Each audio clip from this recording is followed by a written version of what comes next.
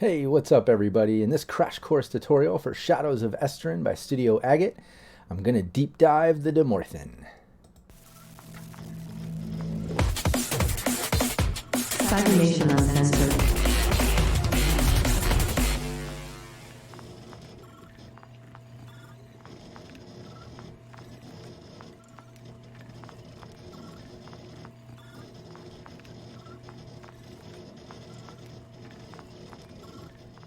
All right, so before we deep dive Demorthen and I get into some ideas behind different ways you can play a Demorthen and create that character and stuff, let me first say, make sure you watch the crash course tutorial on Demorthen.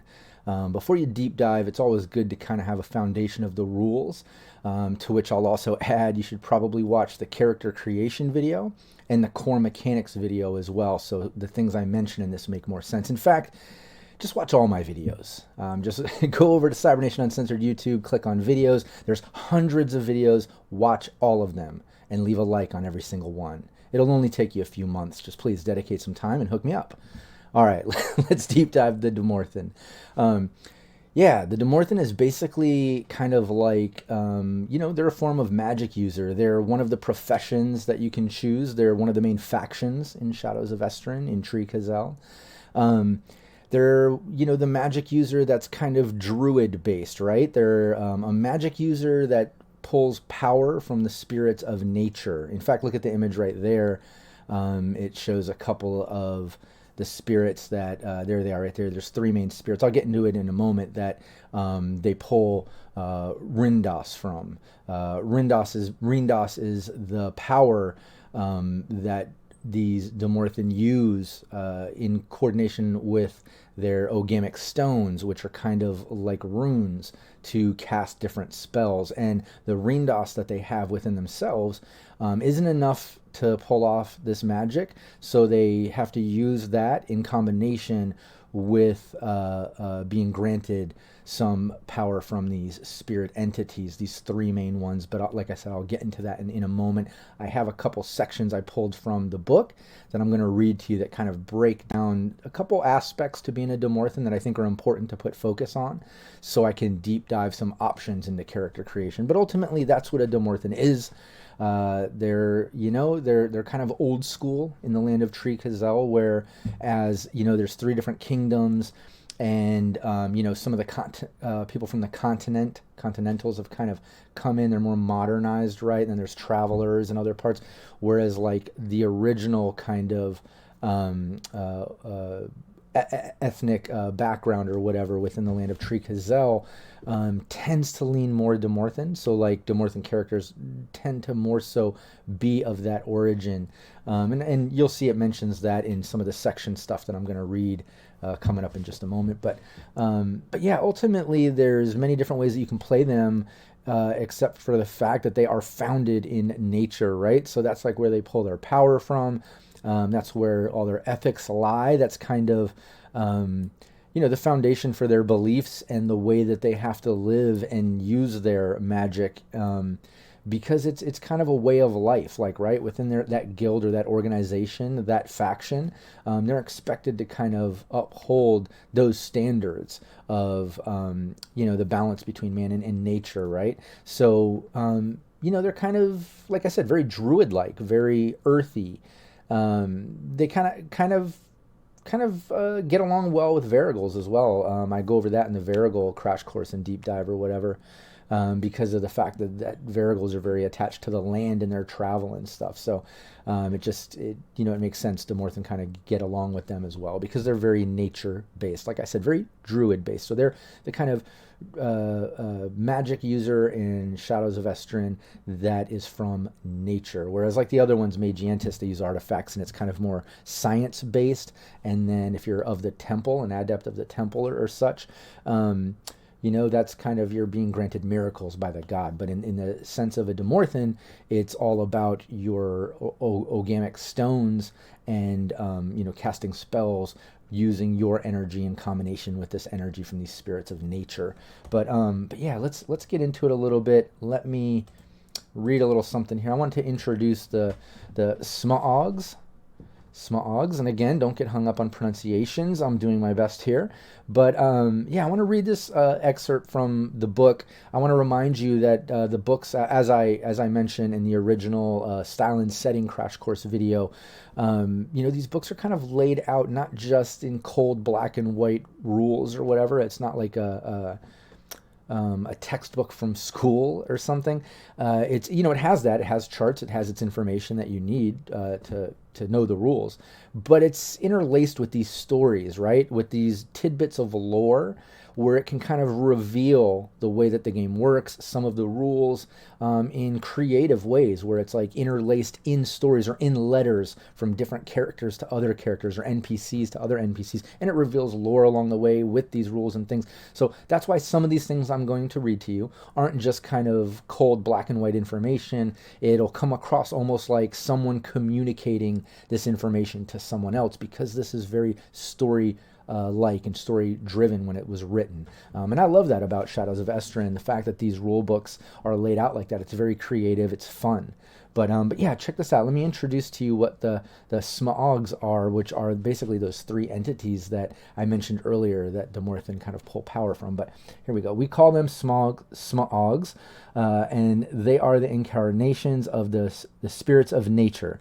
This is why they can take various shapes depending on whether they represent, and now again more interesting names, but depending on whether they represent Rome, Adar, or Usagand, or even some of the minor spirits.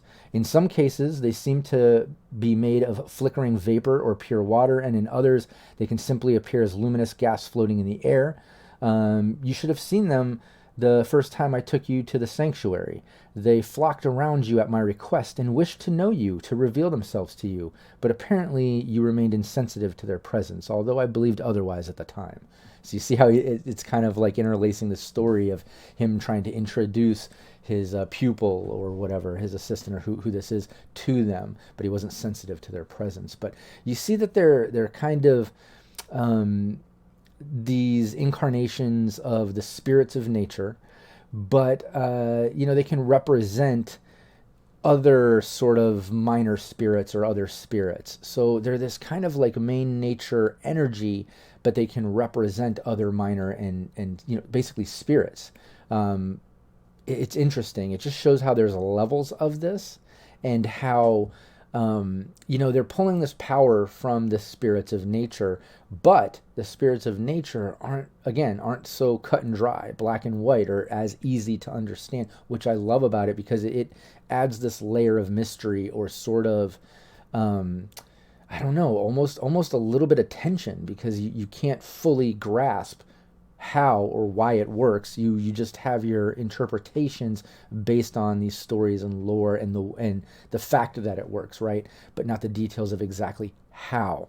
But as this elaborates, as I get into some of these other aspects of Demorthen, which I'm going to read to you a couple other things here in a moment, you'll see how these Smaogs kind of tie in to other ways that you can play your character, and I'll explain that in a moment. But first I wanted to kind of introduce what these are, how they're incarnations of the spirits of nature, how they can take various shapes depending on what they represent, other spirits or minor spirits or whatever. But let me explain to you something else that I thought was pretty interesting, kind of ties the Demorthen into the Erzawin. So if you watch the Fiondas deep dive, you know the Erzawin is basically this time period where all these Fiondas kind of came out, and everybody had to battle them, and there was even giant ones and all kinds of stuff. Since then, they've kind of won that battle a bit. There's a bit more balance. Like, Fiondas are still out there and causing havoc and messing stuff up, and they're the main antagonist of most of your campaigns, right?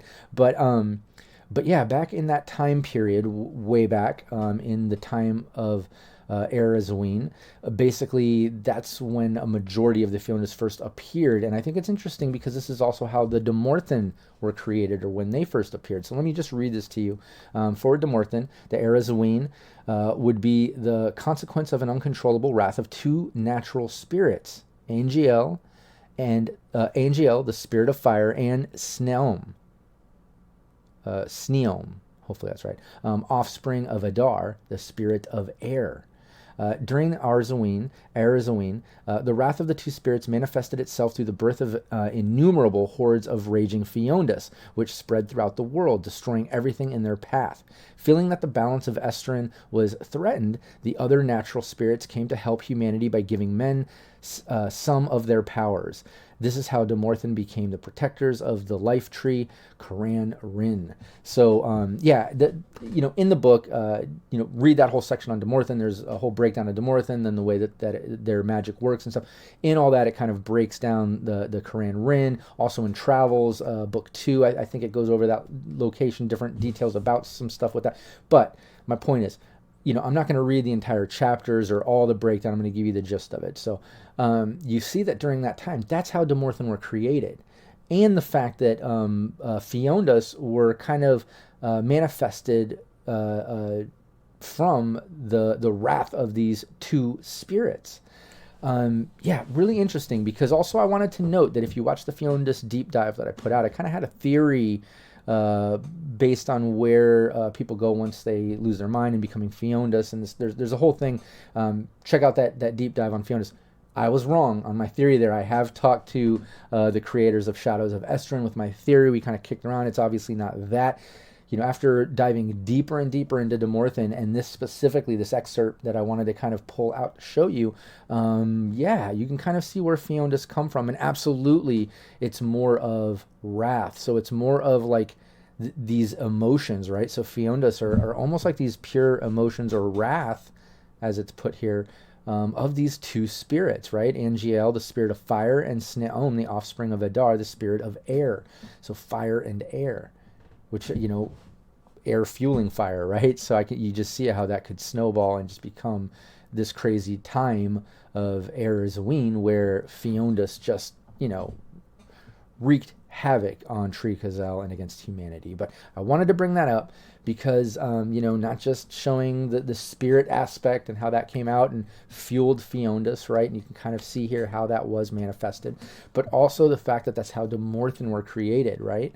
To help protect humanity, and how some of the more natural spirits, helped humanity by giving some of them some of their powers, which is kind of that Rindas, right? Like balancing Demorthen, learning how to use the energy within themselves, which every living thing has. All humans have some Rindas, right? Like everybody has that stat, but Demorthen knows how to use that with Ogamic stones to kind of channel that power in conjunction with more Rindas from these spirits of nature. But let's go on. Let me explain the Morkei, which I go over a bit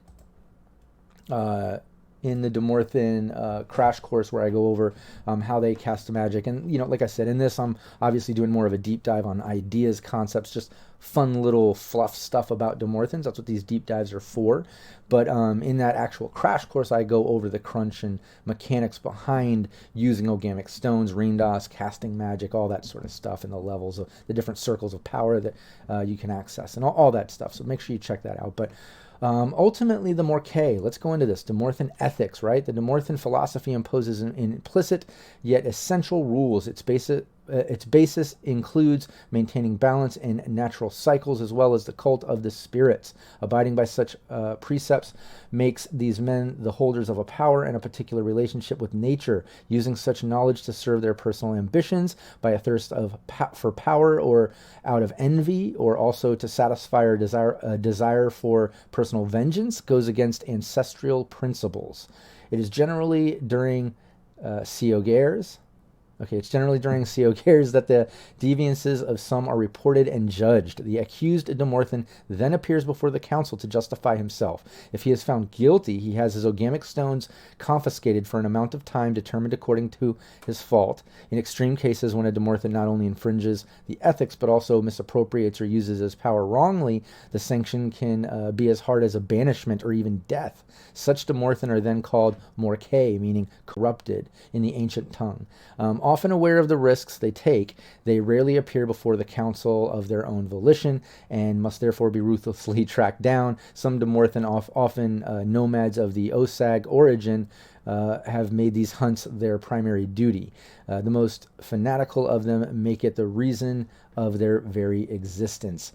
So you can see how the Morkei, going against the ethics of being a Demorthen, the good-natured use, the reason for being a Demorthen, right? To help humanity and use it for good. It is a nature-based magic.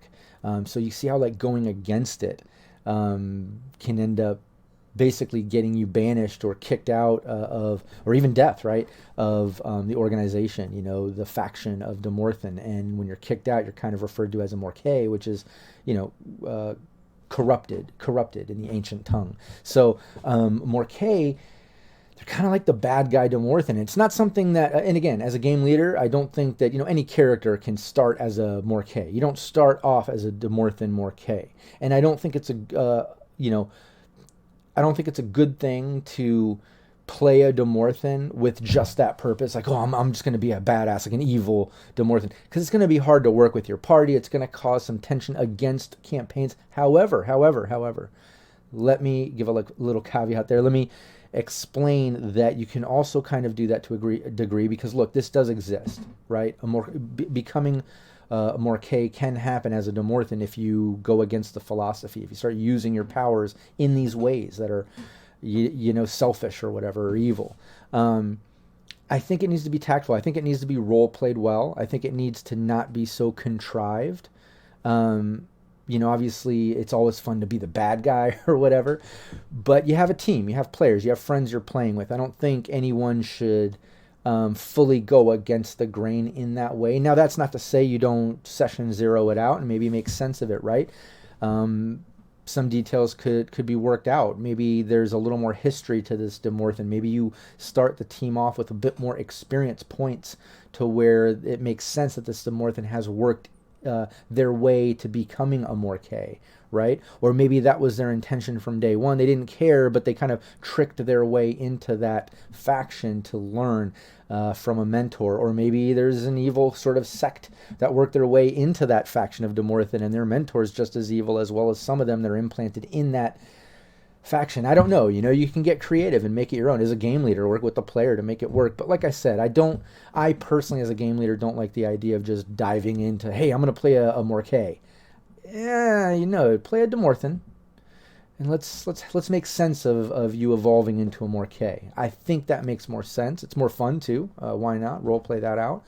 I also think even more fun would be a Demorthen with no plans of this. They know of it, no plans of it, but they find themselves in a campaign, maybe set up by their game leader, in some moral, you know, tussles, some sticky situations where they have to kind of decide, hey, the typical Demorthen policy here, the principles would be, you know, to do this or that. However, my teammates need my help in this way, and the only way out is to kind of use my power in such a way that might get me in trouble, but I'm doing it. I'm doing it because I'm loyal to my team, or I'm loyal to this campaign, or whatever it might be. You see how it could kind of happen as well, just within gameplay. And I think that's just being clever with the campaign as a game leader, hearing out the players' long-term desires for their character, or maybe as it evolves during gameplay. However it works, it can work. Just have it make sense so it feels organic and it's immersive, and you're not making it hard on other characters of the team, if that makes sense. You know what I mean? Just really think it out. You know, tread lightly when evolving a Demorthen into Morke. Now, the other thing I want to mention as far as that, oh wait, first let me back up. Hold up, back it up. There's something else I mentioned earlier about the origins, right? And you see here they even mention about the Osag origins. Often nomads of Osag origin. Osag are kind of like the OG of Tree Kazel, right? They're like the indigenous people of Tree Kazel. Demorthen are typically Osag, but they can be of any origin, because you can get into any of these factions or professions as any origin, as any person. You have interest in different domains and disciplines, and you know the details of being a character are endless. You can make any combination. But I wanted to get into this a little because I think it's fun to think of maybe not so typical origins. You know, like maybe okay. And look, hey, let me be the devil's advocate of not wanting to start as a Morke, but kind of making it work in a sense that maybe you're a continental, maybe you're a bit more modernized, but instead of becoming a magientist, and maybe your family is of the magients, right? But when you traveled over here in those air balloons and made your way over the Great Wall and Ridge or whatever, you know, maybe you were introduced to magic and Demorthen, and you're like, well, damn, like I love science and artifacts, and that I saw that as my path, but what is up with these ogamic stones and this magic? Like I can't figure out the science behind it. This is like more natural and spiritual and stuff. It's interesting to someone of me, a man of science, right?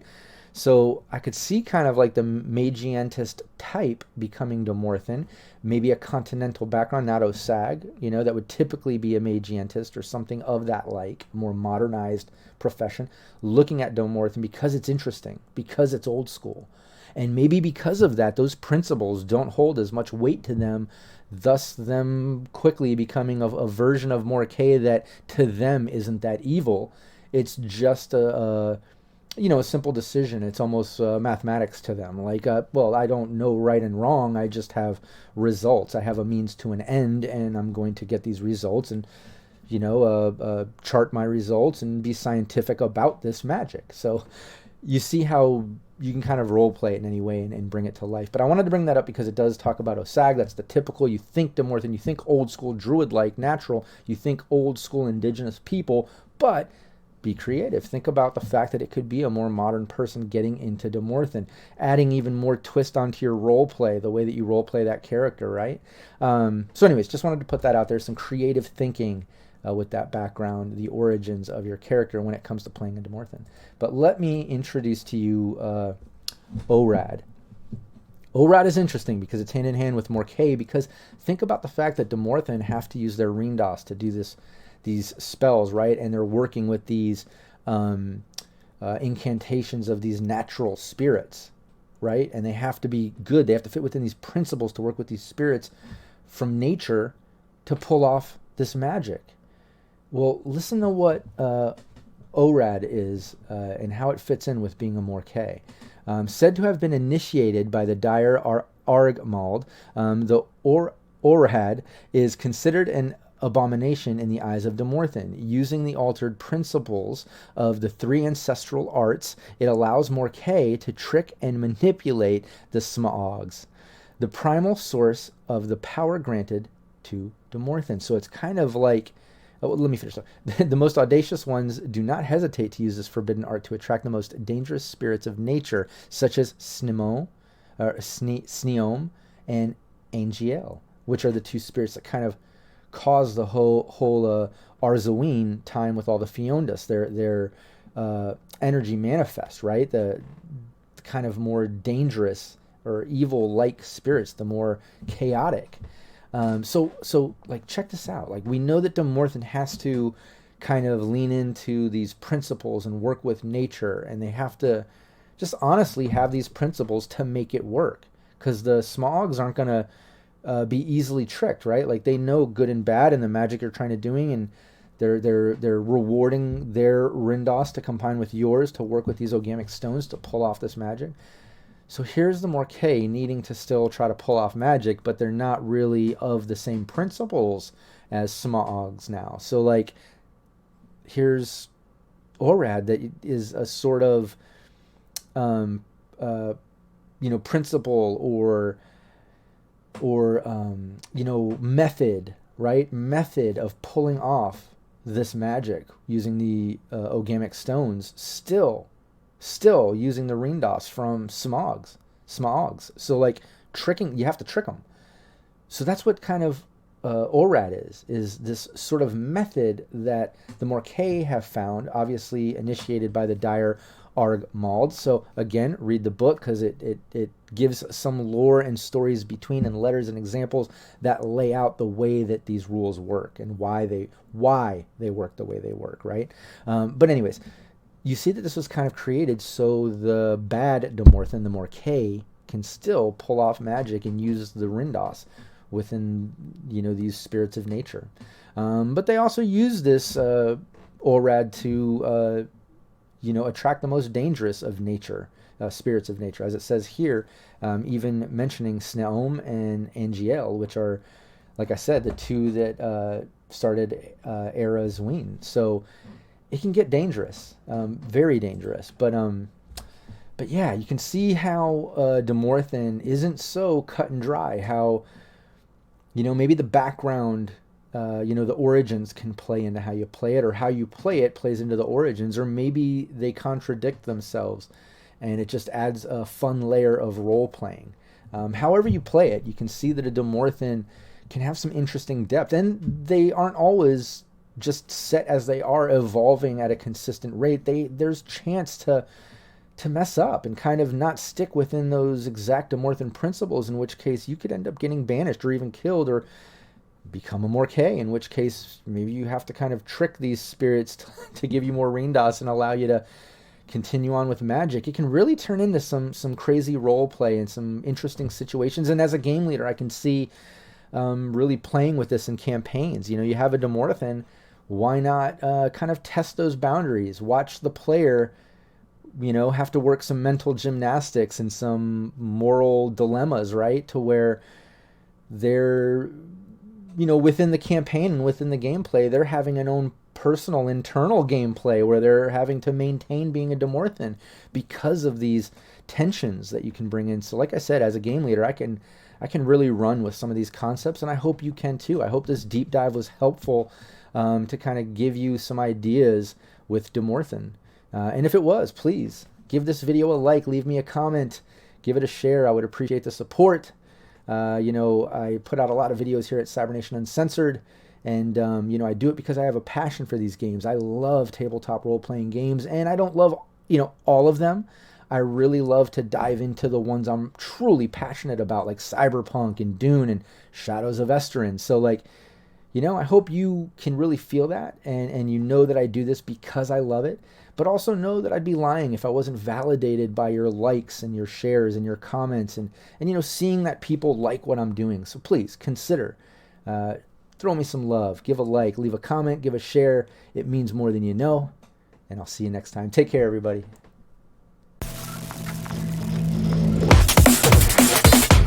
Cybernation Uncensored.